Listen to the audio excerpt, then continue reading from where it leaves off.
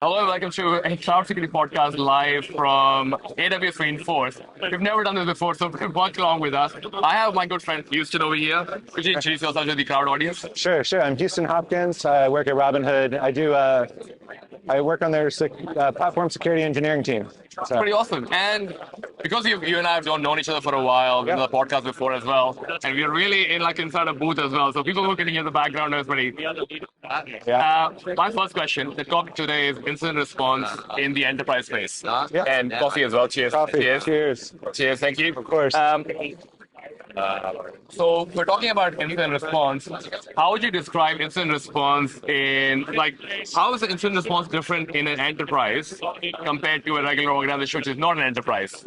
Yeah, I think, unfortunately, when you're an enterprise, you generally have a team that kind of helps you organize that incident. You have an incident response team.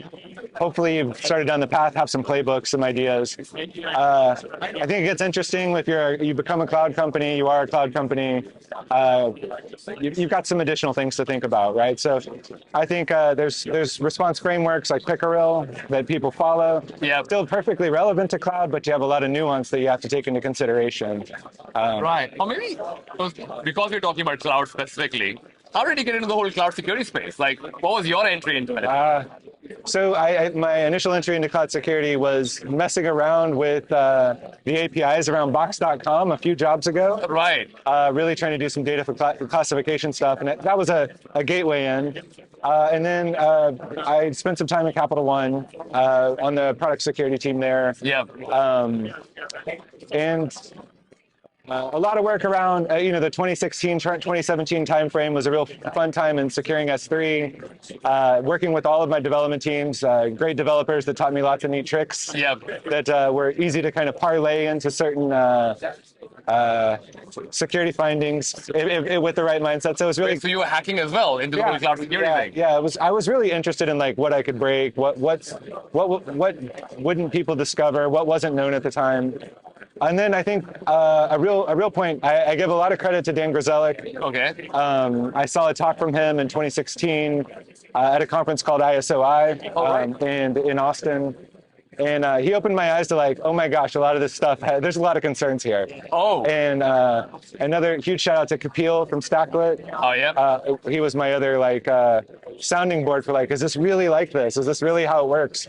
And then stumbled into some subdomain hijacking problems with CloudFront. That was a really kind of a turning point where I started figuring out what I was doing. Because you've been quite involved in the community as well. Because you do the Forward CloudSec as well, which was yesterday, great event as well. Thank you. People should definitely check that out. If they haven't checked out Forward CloudSec, definitely check that out.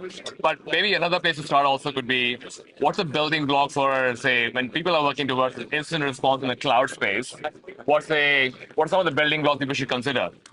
Yeah, I think probably the most relevant thing, because cloud is still new and nascent, is you may have some level of established procedures for incident response the way in a more typical fashion. I think it's really important to go dig into what makes cloud different. Yeah. And so I think a lot of it is translating what we all talk about all day and using funny terms and words. But the moment you get involved into an incident, it's a really hard thing to explain to your communications team or your legal team or your executives, right? Often there's a higher level of knowledge there, and I would say most of the time I've ever seen any kind of incident in the cloud, it's very nuanced and very hard to explain. So spending a lot of time, if you can spend the time up front, which very few people ever will, but it's nice if you can, to say, how will I explain this? What is this going to look like? How do you explain? I'm thinking if I tell an executive, if I were to tell the board, hey, we have an S3 bucket which is open the internet. Yeah. How would you even Yeah, so I think, to add some specific things around S3 is, maybe your executive's yeah, but I require that everything be encrypted. Yeah. And you tell me we use encryption 100%, so what if it's something that leaks publicly?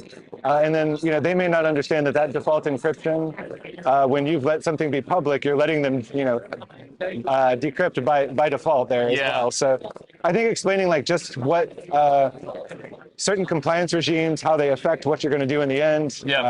So sure, it's great, it's wonderful to mandate things like encryption at rest. Yep. But there's a big difference on whether you use the default encryption or you use a KMS CMK, right? So using a specific KMS key.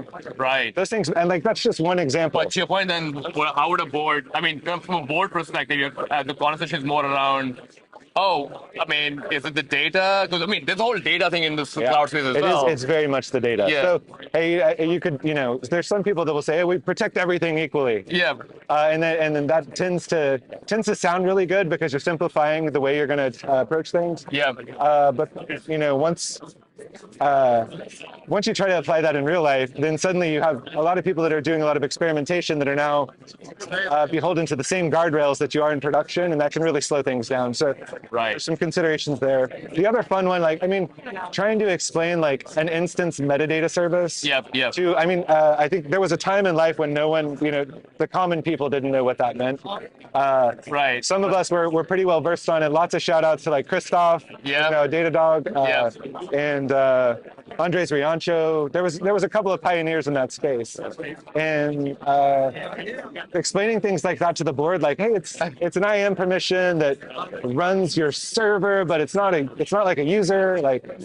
So kind of working out what that means. Hey, this is what allows the compute to perform the actions it needs to in AWS specifically. Right. And kind of map out what those specific things mean. Right. And then also I think there's become a negative connotation around things like the instance metadata service. Right. And the reality is it does so much work for you.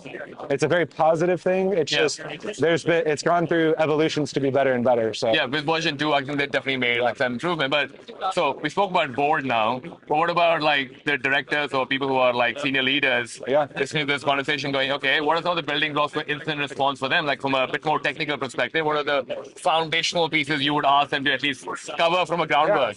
I think for many years this was really tough, right? It was tough to say how can I make sure that I keep my private things private in the cloud, and avoid different leakage scenarios. And it seems like there's been endless amounts. Yeah. But I'll say that in the last few years there's been a lot of really great progress. I feel like one day I'll be obsolete, and it's coming very soon. But utilizing things like the data perimeter work that AWS is doing now. It used to be the AWS perimeter white paper is a great one to look at. Oh, yeah.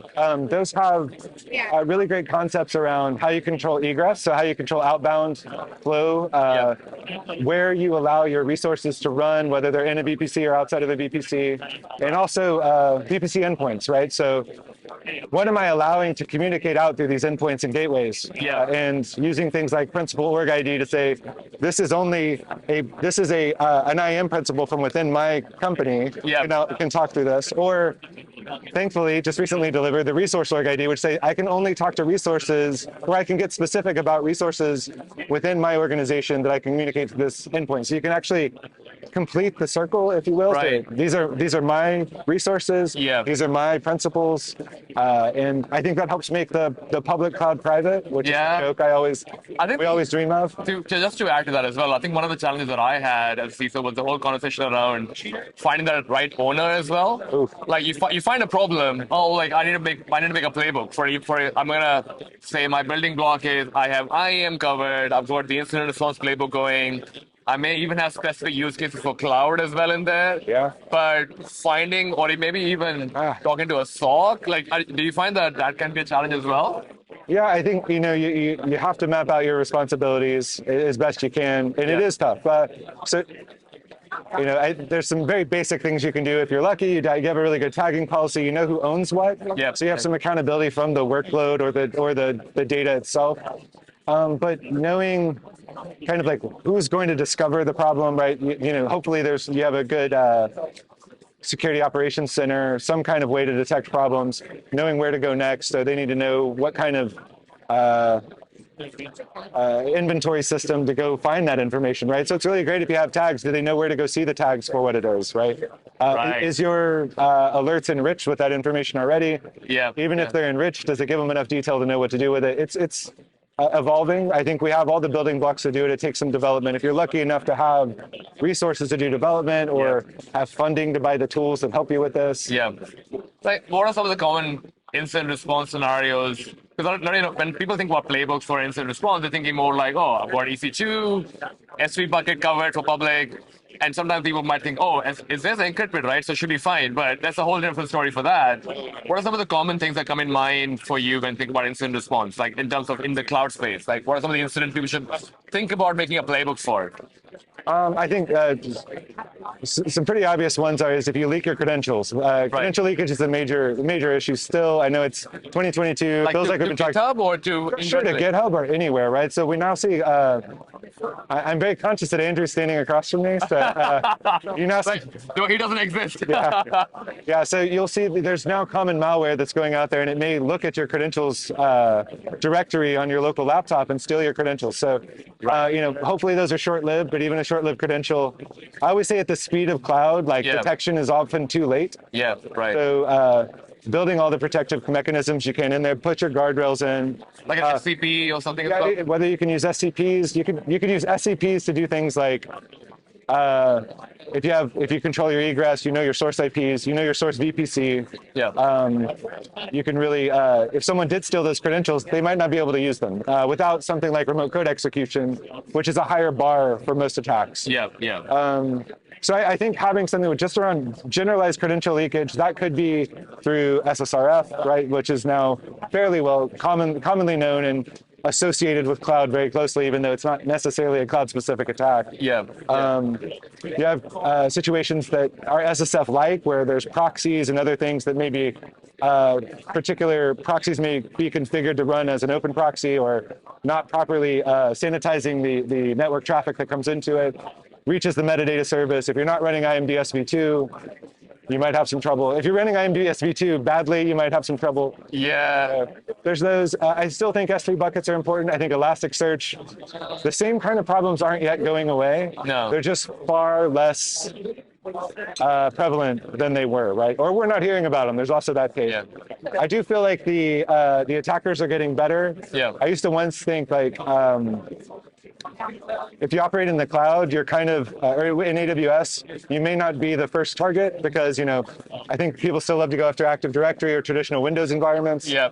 But in the cloud, I think AWS is the new operating system. So lots of return on investment, lots of great automation on the attack side. It's definitely, I think we're safe in our jobs for a while, but I wish we weren't. Yeah, that's a good thing. I mean, even something like subdomain takeover as well. I think so. Was a stat that came out pretty much when you have a domain available on the internet. I don't know, it takes like a half an hour or 15 minutes or whatever, and they already are on it.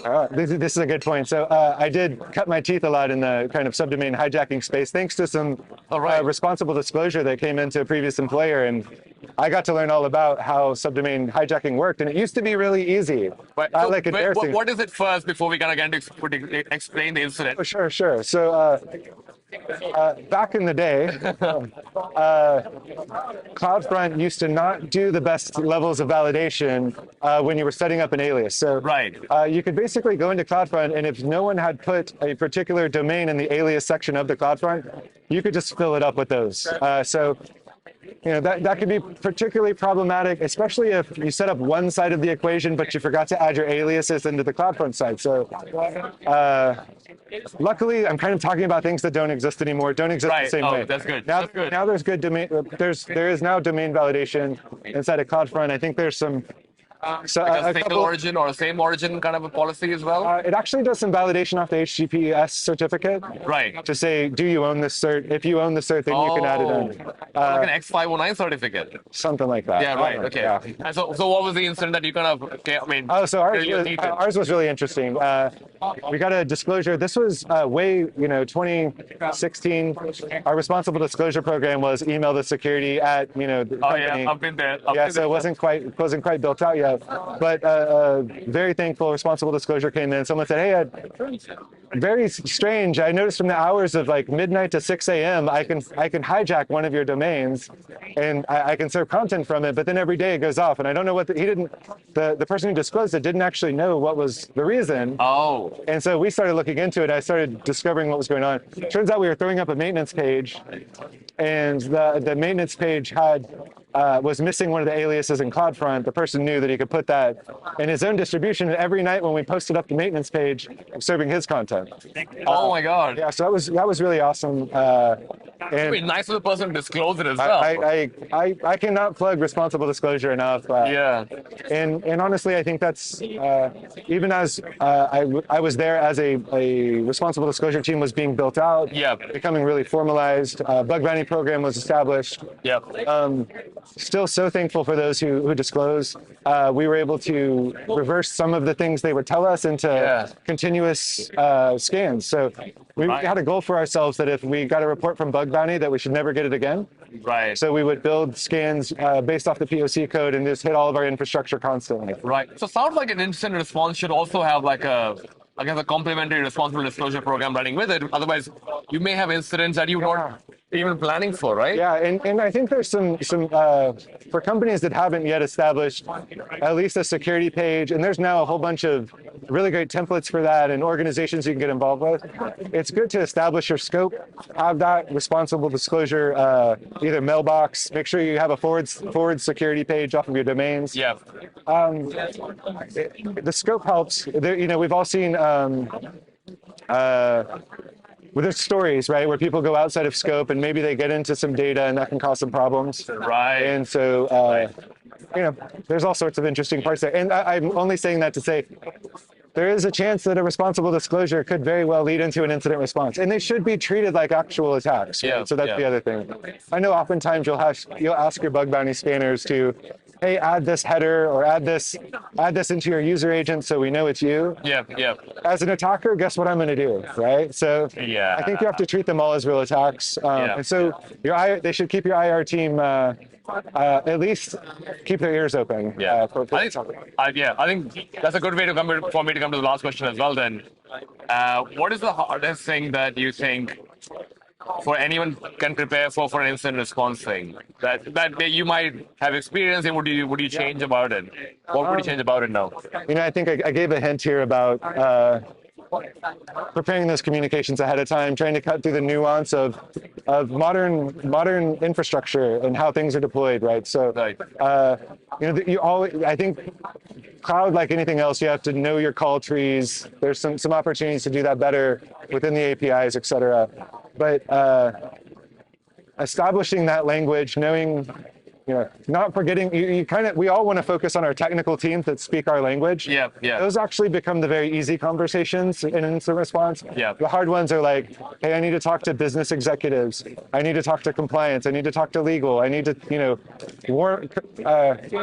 if anyone's ever seen like incident response leading to maybe a breach notification and the comms were done well, I'd say that's far more rare than the comms done wrong. Oh, right. We're all sitting in there as like people who did the work, and the comms come out and you're like, oh, why did they say that? Like, why did it come out this way? And so preparing those kind of things ahead of time, or at least opening those lines of communication so they know that, like, hey, we need the people who did the work to actually do some proofreading or get involved to help with this communication so they don't come off wrong or get a lot of criticism in the community. That helps. It helped us as well because it makes us feel better about the work we did.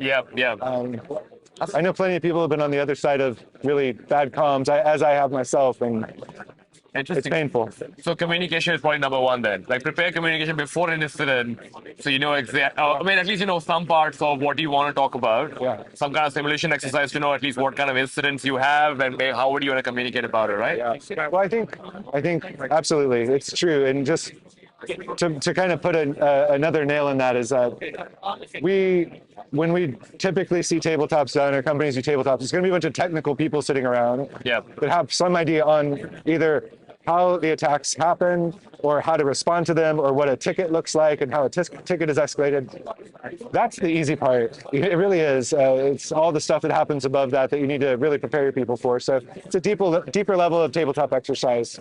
Sweet. Well, that was all the questions that I had, but thank you so much for coming in. All right. And I'm looking forward to seeing how this kind of goes, and everyone else has the feedback about it, but thank you so much for coming in. I'm happy to be here. Thank you so Good much. to see you again, Ashish, in real life. Yeah, in real life. Yeah. See you, everyone.